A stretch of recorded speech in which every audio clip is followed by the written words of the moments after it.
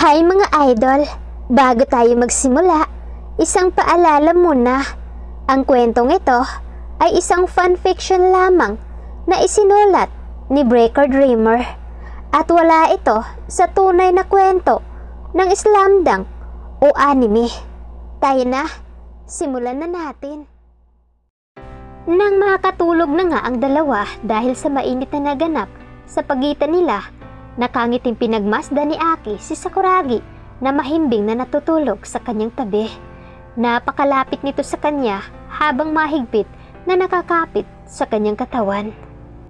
Mahal na mahal kita, Sakuragi. Gagawin ko ang gusto mo, alang-alang sa sakripisyo mo para sa relasyon natin dalawa. Hindi kita kakalimutan, mahal ko. Sa huling pagkakataon, hinalikan ni Aki sa labi si Sakuragi bago dahang-dahang inalis ang kamay ni Sakuragi sa baywang niya. Napangiwi si Aki sa sobrang sakit ng kanyang pribado bago unti-unting nagdamit. Nang matapos siya, agad din siyang lumabas ng pintuan na may ngiti sa kanyang labi. Sa muli nating pagkikita, Sakuragi, mahal ko. Saad naman ni Aki sa kanyang sarili. Samantalang, makalipas ang isang buwan, nasa Osaka na si Aki kasama ang ina nito upang magbakasyon pansamantala. Umiiwas kasi sila sa ama ni Aki dahil napag-alaman nilang ipinapahanap pala sila nito sa lugar nila. Sa isang buwan na iyon, naging malungkutin si Aki at halos hindi na kumain dahil sa pag-iisip tungkol kay Sakuragi. Nag-aalala kasi ito para sa lalaki dahil baka ito na naman ang pagdiskistahan ng kanyang ama. Ma'am, what if bumalik na lang tayo sa Kanagawa? Hindi maintindihan ni Akira kung bakit ganun na lang ang pag-aalalang nakarehistro sa mukha ng kanyang anak para doon sa lalaking hindi pa naman niya tuluyang nakilala o nakikita. Anak, hindi tayo pwedeng bumalik doon. Baka kung anong gawin ng tatay mo sa'yo pag nakita ka niya. Or worst is ilayo ka niya sa akin. Anak, alam mong hindi ako makakapayag na mangyari iyon ulit, di ba? Malungkot na panayam ng ina. Bumuntong hininga si Aki sa sinabi ng ina. Hindi siya umimik at hindi rin siya tumingin sa ina. Bagkus ay tumalikod lamang siya at naglakad na lang palabas ng kanilang bahay. Nagtungo siya sa garden ng kanilang malawak na harapan ng bahay.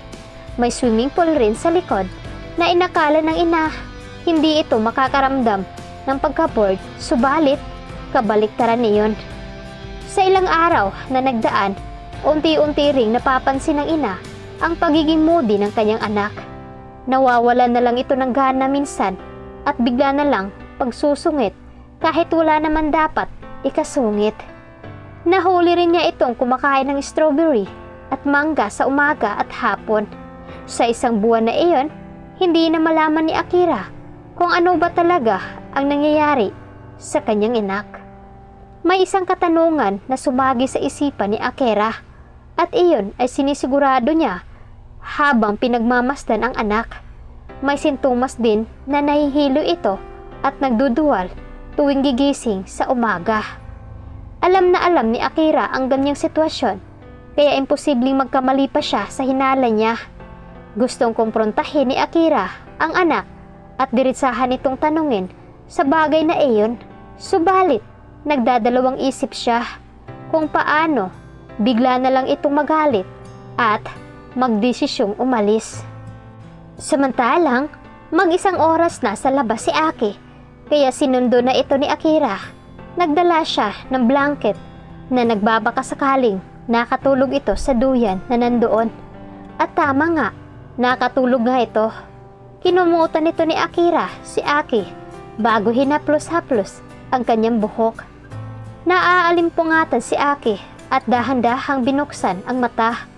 Nakita niya ang kanyang ina na nakatingin sa kanya na may tipid na ngiti sa kanyang labi. Anak, pasok ka na sa loob. Naghanda ako ng makakain natin. Nakangiting saad ni Akira sa anak. Tumango si Aki bago dahan-dahang umupo mula sa duyan. Inilalayan ito ni Akira papasok patungo sa dining area. Nakahanda na nga ang mga pagkain sa hapagkainan.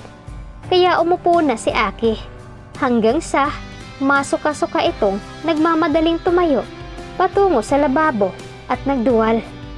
Napatakip na lamang sa bibig si Akira dahil sa pagkakataong iyon, tama nga ang mga hinalang napapansin niya sa anak. Nilapitan niya ang anak nang hindi nagsasalita. Hinaplos-haplos lamang ni Akira ang likod nito upang maging komportable si Aki. Hanggang sa tumigil na si Aki sa pagduduwal, binigyan ni Akira ng maiinom si Aki na agad namang kinuha at ininom. Napatingin si Aki sa ina. Sa mga oras na iyon, alam niya ni Aki na wala na siyang lusot na maitatago pa sa kanyang ina. Kahit hindi niya sinabi nung una, alam niya na iniisip ng ina niya na may kakaiba sa kanya. Subalit, hindi ito nagtanong sa kanya. Instead ay marahil hinintay lamang nito na magkusa siyang magsabi. "Ma'am," tawag ni Aki sa ina habang nakayuko. Nahihiya siya at the same time ay natatakot.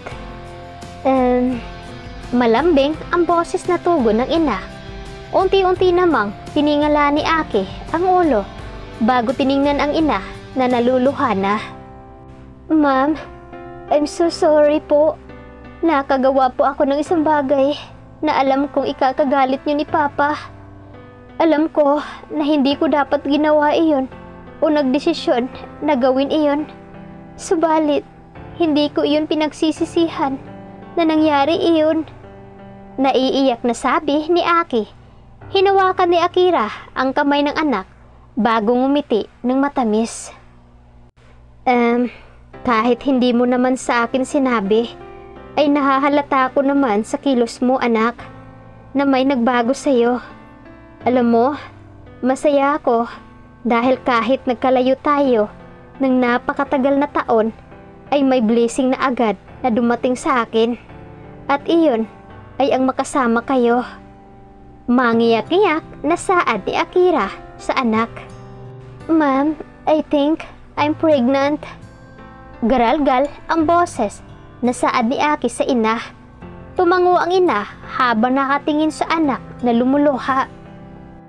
"Congratulations, anak. Masaya ako para sa'yo. Pero hindi ibig sabihin nun ay itotolerate ko ang ginagawa mo. Kahit naman siguro magalit ako, wala rin namang magagawa pa iyon. Natapos na. Nandyan na yan. Nagkulang ako bilang ina. Pero alam ko namang hindi ka magiging katulad ko, anak." Saad ni Akira. Tumango si Aki sa ina bago ito yinakap ng mahigpit. Samantalang, hindi akalain ni Aki na matatanggap agad ng kanyang ina. Alam niyang mali ang ginagawa niya dahil napakabata niya pa para maging batang ina.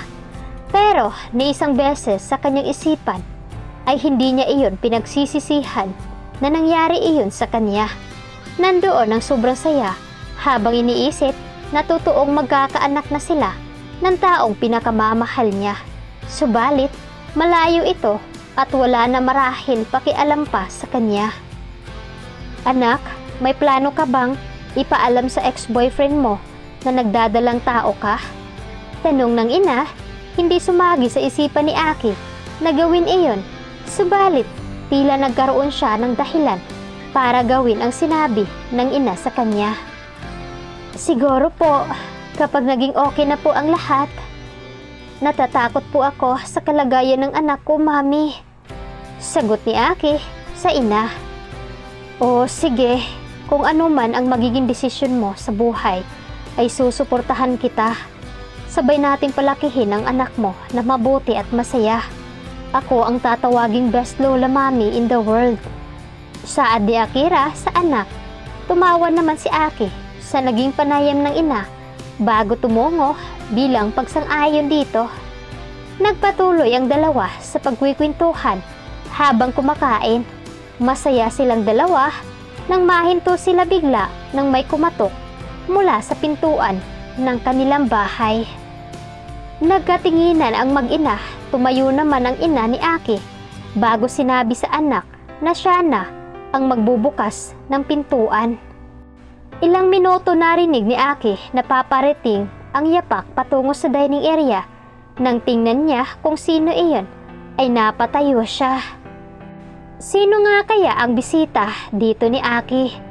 Kaya aalamin natin ito mga fam sa susunod natin na episode. At maraming salamat sa patuloy niyong pagsuporta dito sa aking munting channel. God bless.